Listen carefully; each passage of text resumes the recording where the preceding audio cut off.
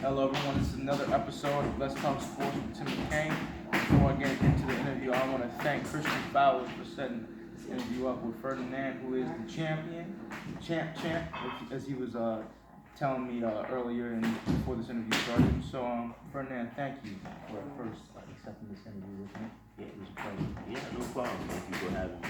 Yes, sir. So, my first question to you is, when did your interest in the mixed martial arts begin? Okay, well, it all started as, I was a wrestler at UNC Pembroke, and, I got tired of wrestling. I wrestled there for 2 years, I got tired of it. I had some little issues. I decided to, come back home. So I went ahead and transferred to A&T, came back home. And I was just going to school doing regular student stuff, but it didn't feel right because I've been an athlete my whole life, no matter what, I always went to school and did something on the side. It just didn't feel right me coming back home and not doing nothing, just going to school. So one of my friends named Theo introduced me to a gym, I used to train at. And at first I was just training for fun, but after I believe 3 or 4 months of training, I was like, oh man, I'm pretty good at this. So I decided to go ahead and schedule my first fight. And since that first fight, I'm on my 7th fight now. 7th fight. Yep. That's amazing. So, who were some of the fighters that you grew up watching when you were young? Like, who were some people that inspired you? It's funny, I was actually never an MMA fan. I used to think, back in the day when I was younger and I used to watch MMA, I used to be like, oh my gosh, what kind of brutal sport is this? Why in the world would somebody want to do this and get paid for this? Like, I used to think like they were crazy. I was like, what kind of human being are these? So I never was a fan. But when I started growing up, and now that I'm an MMA fighter, I actually like it. My favorite fighter he's an upcoming fighter, Israel Adesanya. I used to like Anderson Silva a lot, but he's been changed. I don't, me being an athlete, I don't support that. So I used to like him a lot, but not anymore. But I really like Israel Adesanya. He's a new upcoming fighter. I got you. And when you first started training out, was there anybody who you emulated? Like anybody who took parts of their game and added it to yours? Yeah, absolutely. As in are you talking about in the UFC or just my training partner and stuff? Yeah, absolutely. My first coach that I used to train, where I used to train at before, I used to love the way he because he was usually in my weight class. I consider myself one of the smallest, not muscle wise, just height and reach wise. So my coach was similar to me. We was about the same size, so he taught me how to get inside people because most of the people I fight are always taller than me. So he taught me how to be the shorter fighter, but get inside and eat them up, how to chop them down with legs, kicks, and then start going inside. So I learned a lot of things from my old coach, of how to get inside, how to set up stuff, small stuff like that. And then my teammates, my teammates, they were wrestlers. So Theo, my old teammate that was a wrestler, he had I believe 2 or 3 fights before I had my first. So he taught me a lot since I was a wrestler, he taught me a lot of setup from wrestling. Because wrestling and MMA wrestling is different. Right. So he taught me the wrestling MMA aspect of it, how to use it and actually in a fight, the wrestling MMA aspect. How did you get used to that because you first started out as a wrestler to throwing hands? And what was that transition like, from wrestling to throwing hands and kicking and all that stuff? Right. To be fair, it's actually real funny because when I first started it, it's crazy. It took me a while to actually be comfortable. In a practice, in practice I throw my hand a lot, I wrestle a lot. But when I go in a fight, it's hard because I'd be like, man, I want to strike, I want to do this. But once I get hit or certain stuff happen, I always go back to to who I am as a wrestler. So it took me. I'm just now people are just telling me now. I'm just now getting to that point where I'm comfortable, where I'm letting my hand go, where I'm not once I get hit, I clench up and go back to wrestling. I'm just not getting comfortable to where I do that, where I'm comfortable enough to stay where I want.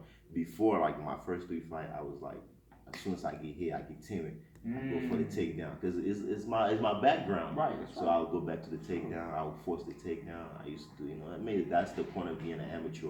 Right. You learn and see what you want to do and to see, and you fix your game before you turn pro, so you don't do those small and stupid mistakes when you turn pro. So, but my first big fight, like I would get hit, I would grab them, or once the fight is not going my way, I start getting timid and I'll go back to the wrestling. But now now it took me a while, but now I'm just to a point where I'm comfortable enough. Like, okay, I'm gonna strike. No, I'm gonna take you down. No, I'm gonna, do this. Oh, I'm gonna kick you the whole time. I just got that comfortable, but it took me a while to get there. But now you're starting to develop the game now. Absolutely. That's necessary for the next level. Right. So my next question to you is, when did you come up with the moniker the African Killer?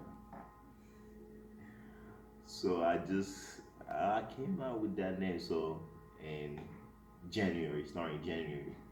So the way I got that name was, just actually I didn't give it to myself. People came up with it for me, and then I just agreed with it and went with it. But the way I got it was, I just like. So there's a story behind it. I actually used to train at a different gym, and I got, it wasn't like, it's MMA and it's sport, stuff gonna happen. Me and my old coach, we had a little altercation.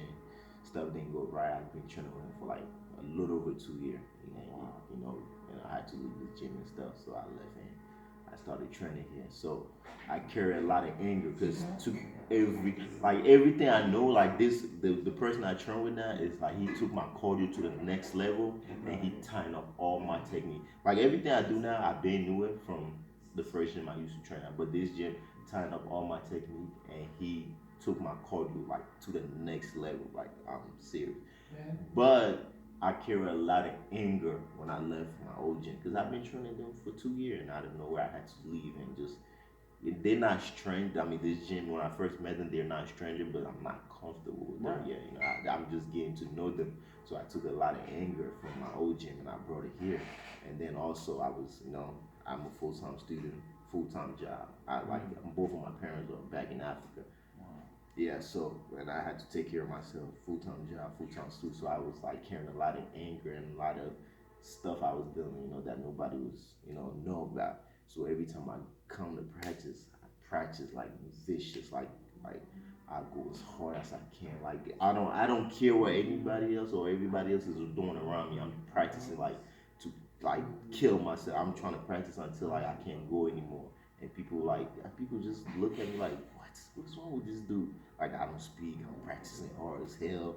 I'm always the first one to hit, the last one to get out, and then when we get in the cage, I know it's sparring, but like I'm literally trying to not hurt them because they are my teammates. Right. But like I'm literally trying to make sure I break the will. I'm in the cage just like a real fight. Yeah. I take it like a real fight, but I'm not trying to knock you out or like trying to hurt you. Okay. But I take it like a real fight, except the knocking out or hurting part. And like I'm like so vicious and that everybody that would come on sparring, they watch me like, oh my gosh, why is this dude so vicious? Mm-hmm. Like that's what they literally started saying. And and I never told or said anything, but eventually the one day they told this person who was watching, like it was like, where is he from? He was like, oh, he's from Africa, blah blah blah. He said, Africa, damn, he's so vicious. Y'all should call him the African Killer, because he literally fights sport in practice like that. And I was like, oh man, that makes sense. And ever since I heard him say that, and my team actually started agreeing with that. I said, damn, that is true. He's African, and everything he's doing is like he's trying to kill. He's just vicious about it. He's real about it. So ever since I got that name, so African Killer, it was like 6 months ago. But yeah, that's how I got it. That's amazing. So you're on a 3-win fight streak. Is that correct? Yes, sir. And when do you feel like it's the best time to transition to profession? Right. So right now, of course, I got 7-5, 5-2. So I'm trying to. The goal is right now. We in camp just tying up everything else. My coach said I look great. Everything's pretty good, but of course I'm still making a little, but it's not a lot. It's just a few small mistakes. Nobody's perfect. Still making a few small mistakes and things we need to fix to go to the next level. So right now we just tying up that for the next 2 months. That's what we're doing, trying to tie everything up. Trying to make sure that all those little holes goes away. Then next fight is most likely I think end of July or August. I'm gonna have 3 more, which will make it 10. So by the time I'm finished, I should be 7, 9.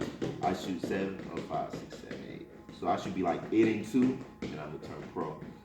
So after like 3 more fights in a row, I'm gonna get 3 more fights and turn pro. So another crazy thing I just did is last 2 months I had 3 fights in 2 months. 2 TKO, 1 dominant decision. I won 30-27, 30-27, 30-27 every round. The guy couldn't finish it because he was really, that was his 11th fight.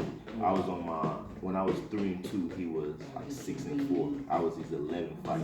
He was so experienced, like I couldn't finish him. But yeah.